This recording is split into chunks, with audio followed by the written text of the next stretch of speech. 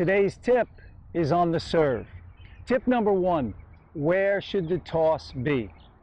Okay, I'm turning sideways as if I'm going to hit a serve here. And assuming this would be 12 o'clock. Okay, there's 12 o'clock. So there's 1 o'clock. That's where you want your toss, out here at 1 o'clock to the peak of your reach, okay?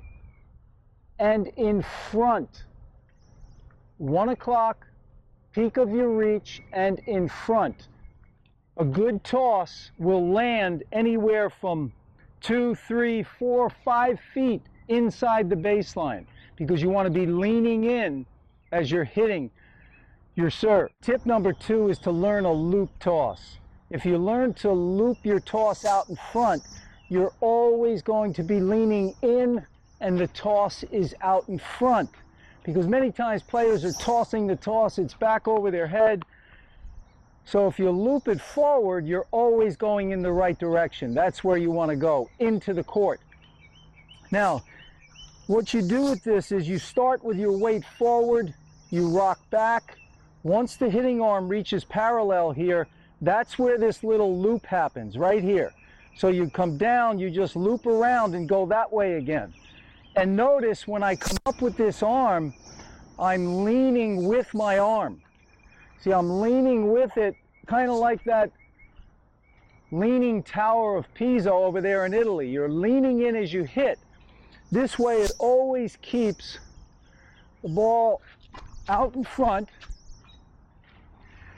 So you're always leaning in. The toss is always out in front. Hopefully at 1 o'clock to the peak of your reach. That's what you have to practice. You've got to get the ball at 1 o'clock to the peak of your reach and out in front. Okay, why do I say toss to the peak of your reach? You know, I see guys on the tour, on the women's side, men's side as well, they toss the ball super high. But when you toss the ball out of your reach, you have to wait for the ball to come down. As the ball is dropping, it's picking up speed at the rate of gravity. So if let's just say this is as high as I can reach right now. Now if I toss the ball way up here, I have to wait for it to come down to here before I can hit it.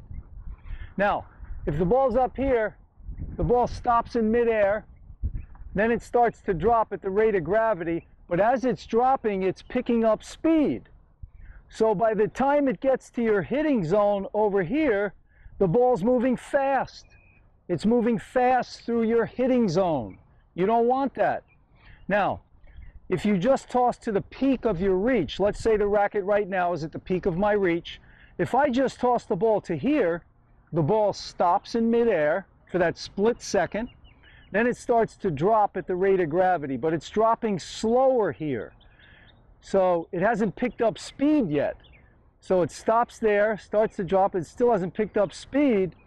It's been proven when you toss to the peak of your reach, this is a proven fact, you actually have 10 times more time to hit the ball. And many times, you know, I'll hear a friend of somebody out there having trouble with their serve and they'll say, toss it higher, as if tossing higher is the cure for everything. It's not. Okay, so the only thing I'm concentrating on right now is hitting the ball at the peak of the reach. When the ball stops for that millisecond in midair, before it starts to drop, that's when I want to hit it. Okay, here we go. Right at the peak.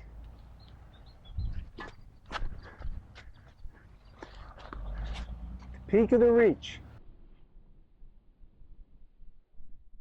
Okay, a couple of things to notice here. The toss is out in front at that 1 o'clock, and I'm leaning in right now. You'll see as I fall in on the finish. So that's the peak of the reach right there.